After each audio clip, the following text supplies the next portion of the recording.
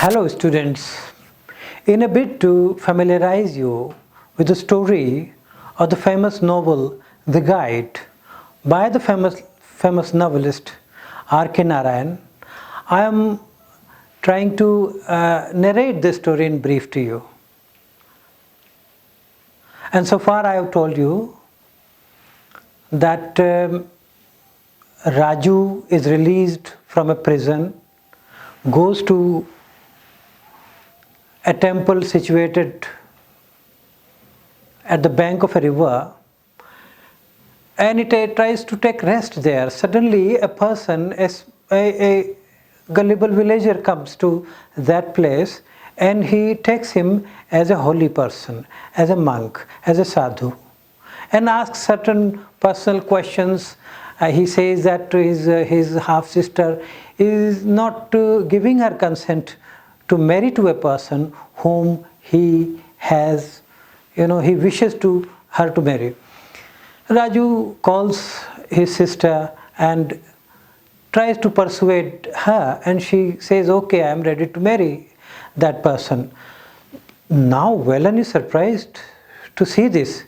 He thinks that Raju has extraordinary powers.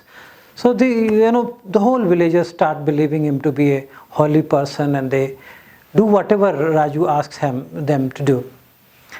Raju thinks about his past, about his relations with Rosie.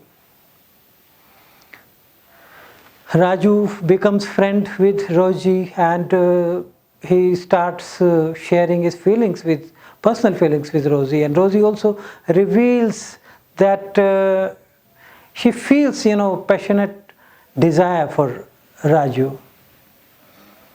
And she tells him that she belonged to the family of Devdasis and married Marco only for the social status and financial security. Raju and Rosie develop an intimate relationship where romantically they are, get involved with each other. This goes on, this romance begins and takes shape. And ultimately Marco comes to know of this thing, what is going on behind his back. He comes to know of the affair with Raju and Rosie, and goes away to Madras, leaving Rosie behind. He says, no, I can't keep you with me. And Rosie is equally happy to leave him. Rosie comes and stays with Raju in his one-room house, where his mother also lives. His mother tolerates her for some time.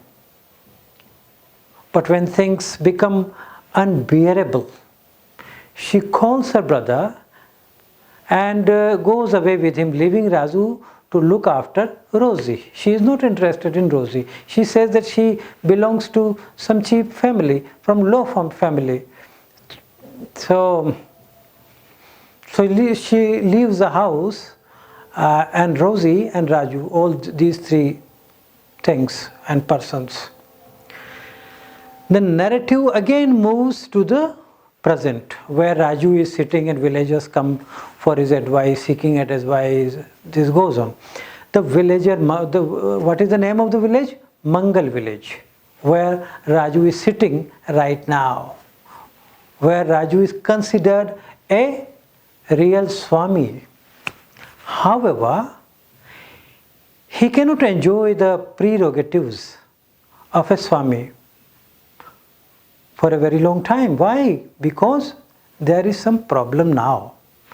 A drought occurs in the village, and the result is that the villagers are not in the position to offer him sweets and even food. They can't offer him food now. There is famine and scarcity of food stuff, and villagers don't offer food to Swami Raju now.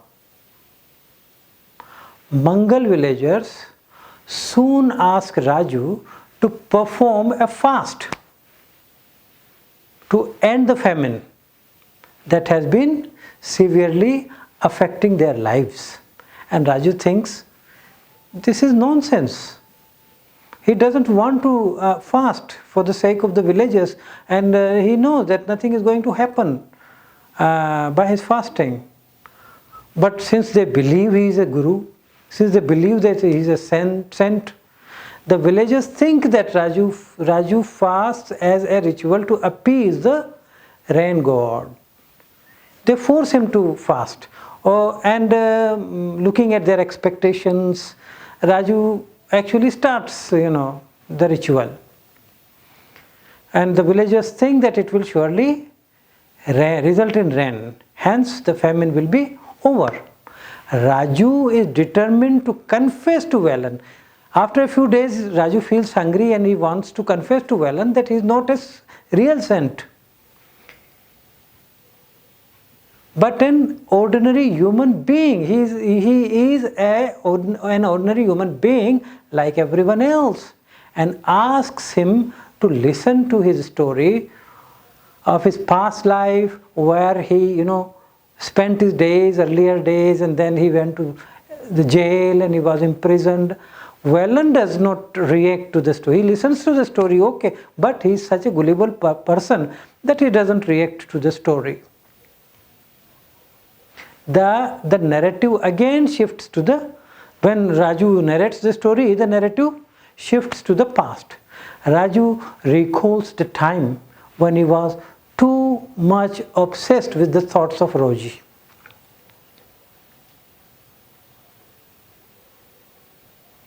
He reveled in the memory of the happy moments he spent with her, and anticipated what he would do with her in future.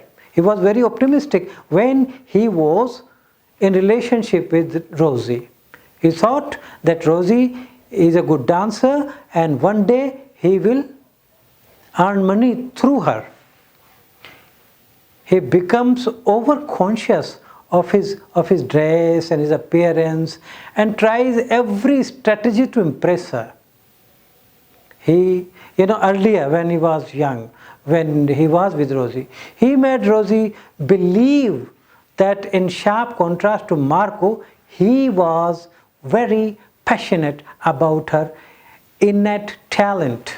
He wanted her to become a great artist, a great dancer, an eminent dancer. And Rosie believes him. She thinks that her husband, neglected her skill as a dancer. But Raju knows the value of her skill. Rosie now resolved to give her dance performance in public. Raju persuades her to why not give performance in public, at public theatres and other places, and charge money for the dance. Her name was changed from Rosie to now she becomes Nalini. So her name changed from Rosie to Nalini, as Rosie, seemed to be a foreign name. She got an opportunity to make her first public performance in the cultural program at Albert Museum College, which proved mesmerizing, which was a great success. The audience were overwhelmed, overpowered to see the dance performance, and they liked her dance very much.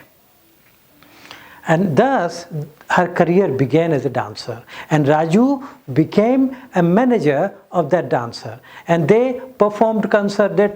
She took part in different concerts and thus earned a lot of money. So thank you for listening to me.